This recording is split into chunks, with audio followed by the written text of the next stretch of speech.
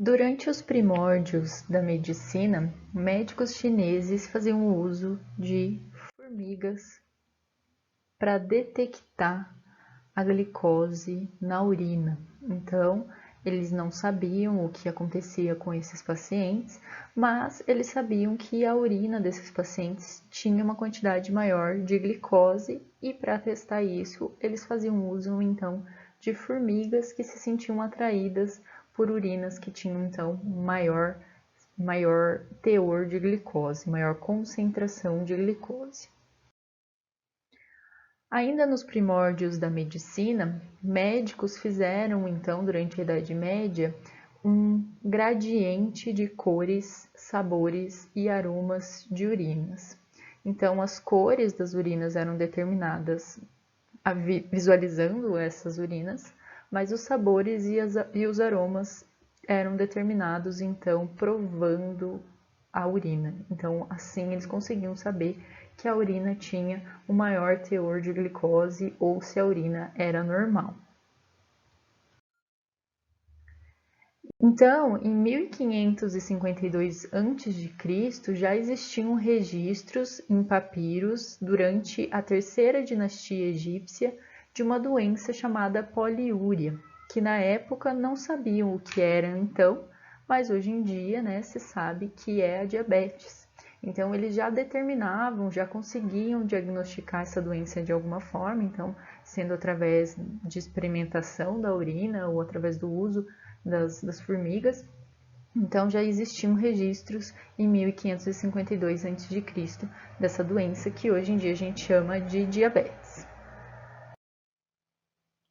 Apesar de não se saber então o que os indivíduos diabéticos estavam, ou no caso não estavam produzindo, né?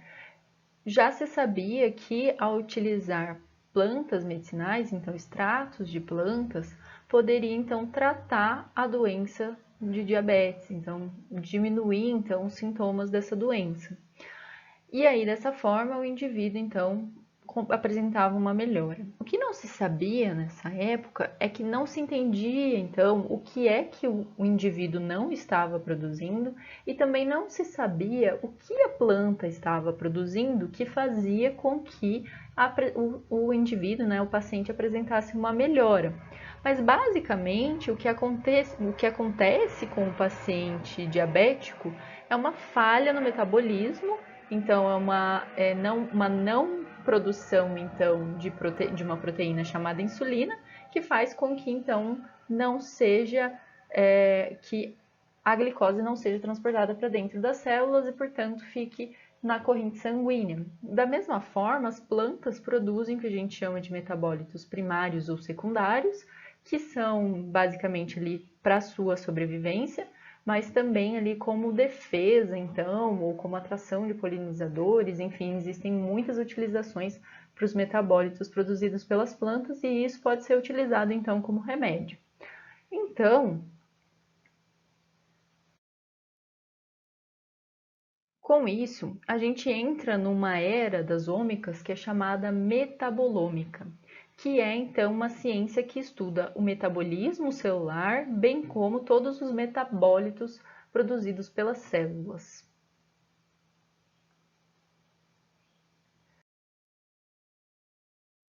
Relembrando então, a primeira ômica que a gente tem é a genômica, que visa então estudar a estrutura do DNA dos indivíduos. Essa estrutura, então, sendo estrutura do DNA que é codante, né? Então, das regiões gênicas que codificam para proteínas, ou ainda que não codificam para proteínas, né? Que codificam para RNAs, e esses RNAs podem não se tornar então proteínas, e também aquela parte do genoma que não é codante, então estuda, né, essas outras regiões não codantes também.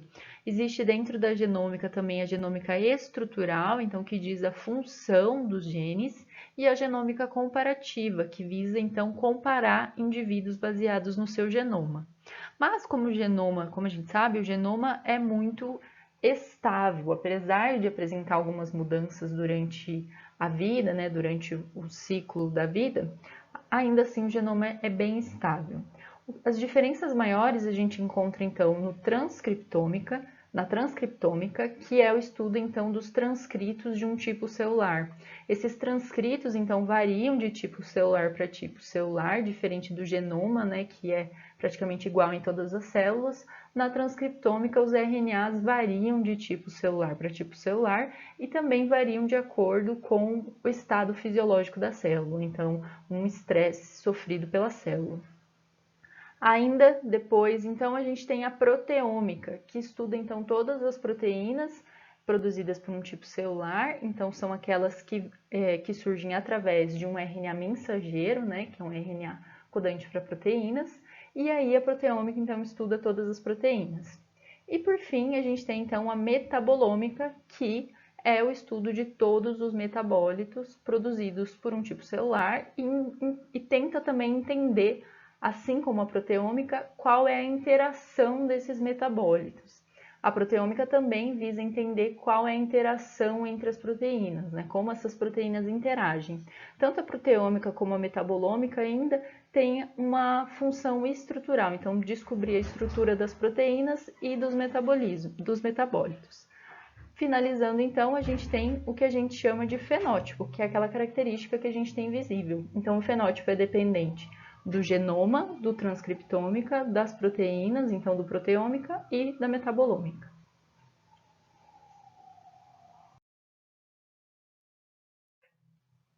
Com isso, então, a metabolômica visa identificar, quantificar o conjunto de metabólitos produzidos e ou modificados por um organismo, sendo então que os metabólitos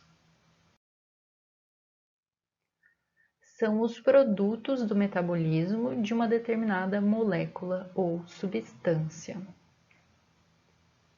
E o metabolismo, então, é o conjunto das reações químicas de um organismo.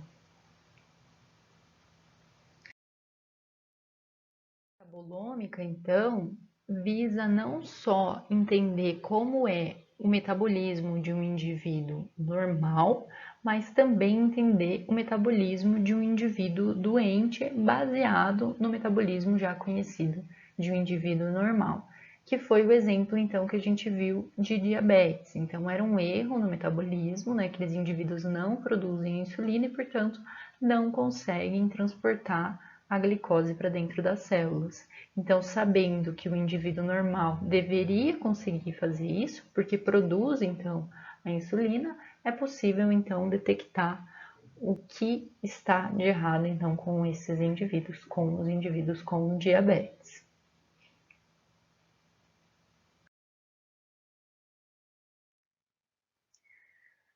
Da mesma forma, as plantas então têm os metabolismos como separados como metabolismo primário, então metabólitos primários e secundários, e devido à alta diversidade de plantas, estima-se que existam cerca de 200 mil metabólitos diferentes produzidos por plantas.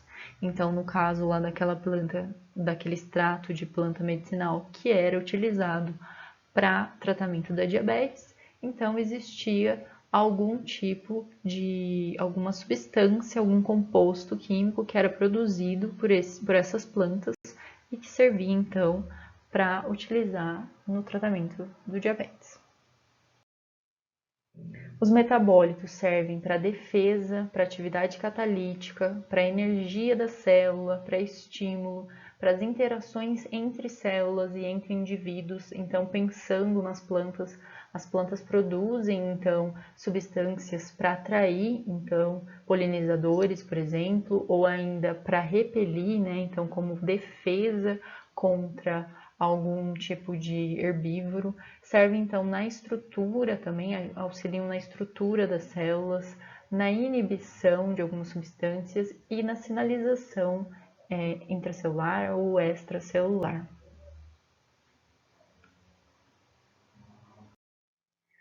Quando nós estamos falando então de metabólitos, nós estamos falando de todas as moléculas orgânicas produzidas por um indivíduo que tem uma massa molecular menor aí do que 1.500 Daltons. Essas moléculas orgânicas então incluem as proteínas, os açúcares, os ácidos orgânicos, os aldeídos, os aminoácidos, lipídios, esteróis ou alcaloides, né, e alcaloides, entre outras moléculas orgânicas produzidas ou metabolizadas pelos organismos. O que acontece é que, enquanto que a transcriptômica e a proteômica, né, nos fornecem informações a respeito de algumas mudanças, né, de mudanças sofridas pelos indivíduos, né, de acordo com algum estresse, ainda assim essas mudanças são muito pequenas quando a gente compara com as mudanças sofridas no metabolismo.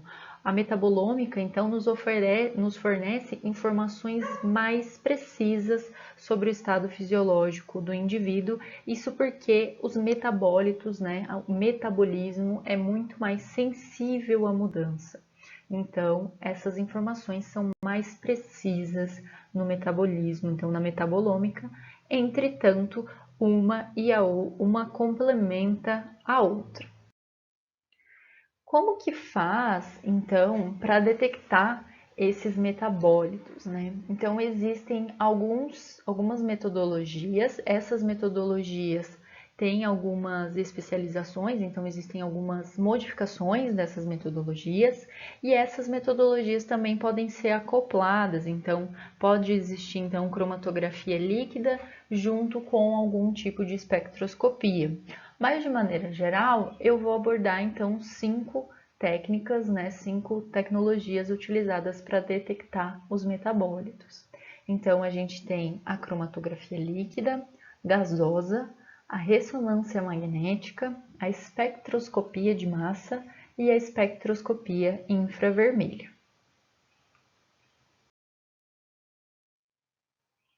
Eu juntei então a cromatografia líquida com a gasosa e eu vou falar então apenas vou pontuar as diferenças entre essas duas técnicas. Bom, a cromatografia líquida então consiste, tanto a líquida quanto a gasosa, consiste então de uma fase móvel. No caso da cromatografia líquida, as substâncias, então os metabólitos, são extraídos da célula, né? E esse tipo de extração que é feito para cada tipo de metabólito é específico, então cada tipo celular, cada indivíduo vai ter um tipo de extração diferente a depender da composição e da solubilidade desses compostos. Então, depois que é feita a extração então desses metabólitos, para utilizar na cromatografia líquida, por exemplo, utiliza então um solvente.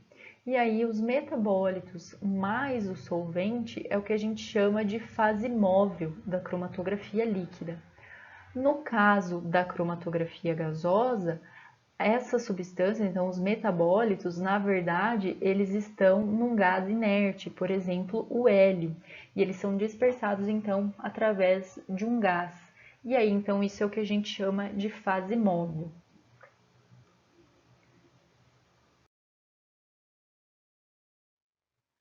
A fase móvel agora, então, é acoplada, então colocada no cromatógrafo, e aí então no cromatógrafo, na coluna, né, que a gente fala, existe então a fase estacionária, que é uma fase então que não muda, né, uma fase que está ali presente e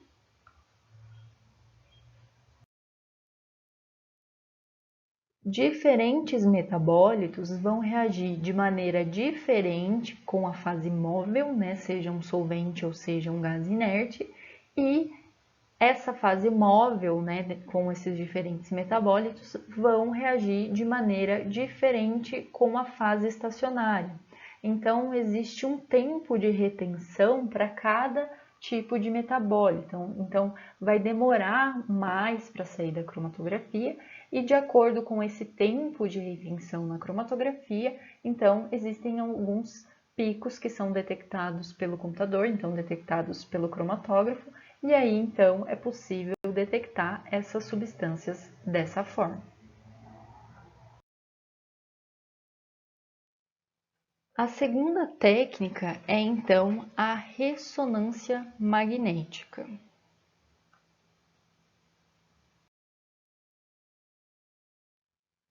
A ressonância magnética consiste em detectar a posição de átomos específicos de uma molécula ao usar então propriedades magnéticas dos núcleos.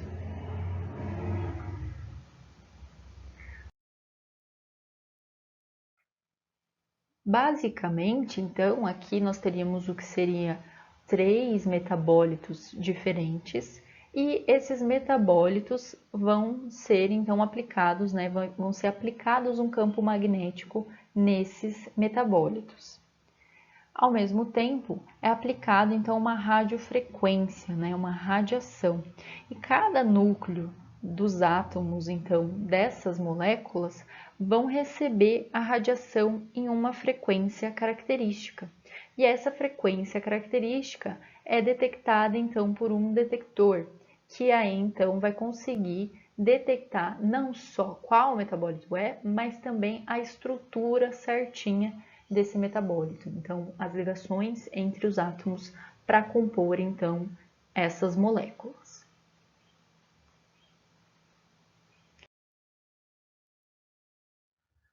Quarta técnica para detectar os metabólitos é então a espectrometria de massas.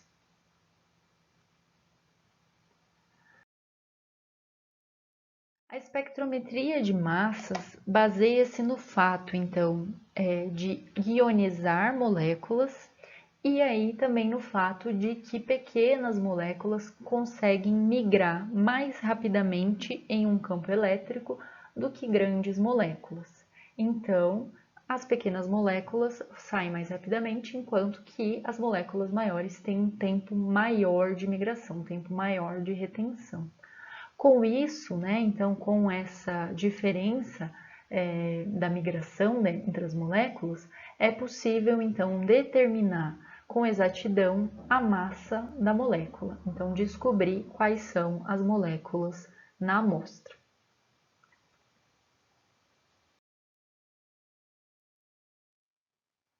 A quinta técnica é a espectroscopia infravermelha. A espectroscopia infravermelha, então, vai medir a interação das moléculas com a radiação infravermelha. Então, baseia-se no fato de que diferentes moléculas vão, então, ou absorver, ou refletir, ou emitir, então, radiação quando, então, recebem essa radiação infravermelha. E aí isso é detectado também, e aí é possível então detectar diferentes moléculas baseadas então nessas diferenças que acontecem nas moléculas. Ao longo desses anos, muito tem se descoberto sobre o metabolismo humano e, consequentemente, sobre o metaboloma humano, então todos os metabólitos produzidos pelo humano. O que acontece é que ainda existe muito a se descobrir, mas já existe muito que já foi descoberto até agora.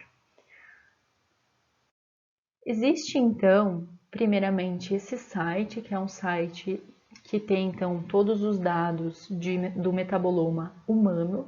Então, levanta esses metabolomas nesse site baseado nos fluidos, então, da onde foram extraídos os metabólitos. Nesse site, então, do metaboloma humano, já foi encontrado, então, 114.100 metabólitos, 25.700 vias metabólicas, 5.498 relações entre metabólitos e doença, e ainda tem-se a interação entre remédios e metabólitos. Então, como que uma funciona ou como que uma é alterado, né? Como o metabolismo é alterado baseado então em medicamentos. Os dados desse site estão divididos então entre da onde vem esse metabólito.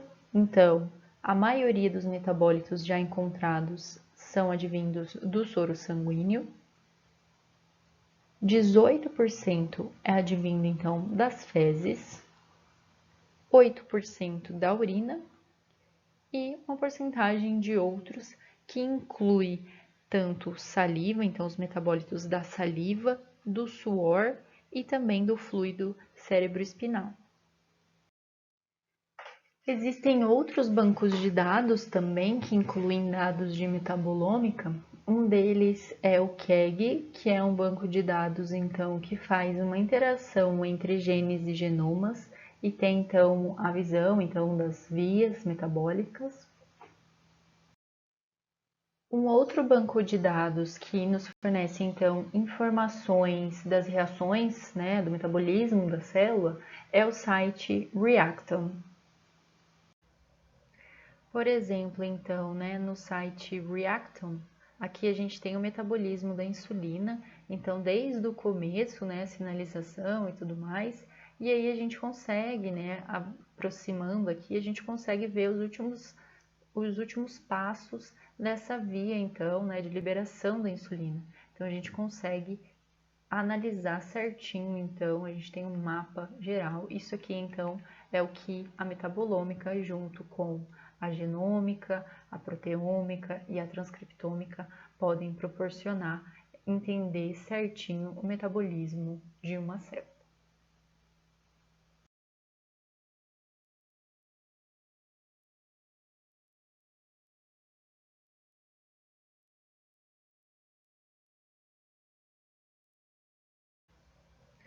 Por exemplo, então, né, no site Reactome. Bom, a nossa aula de hoje era uma aula mais breve, porque na última aula, quando a gente falou de proteômica, nós já abordamos então essas técnicas, então eu não quis abordar muito, falar muito novamente dessas técnicas, porque a gente já tinha falado na aula passada, então eu passei de uma maneira mais geral as técnicas e falei então, né, dos objetivos da metabolômica e como encontrar então esses dados de metabolômica. Bom, era isso. Espero que vocês tenham gostado, tenham entendido. Qualquer dúvida, podem entrar em contato e vejo vocês na quinta-feira que vem. Tchau!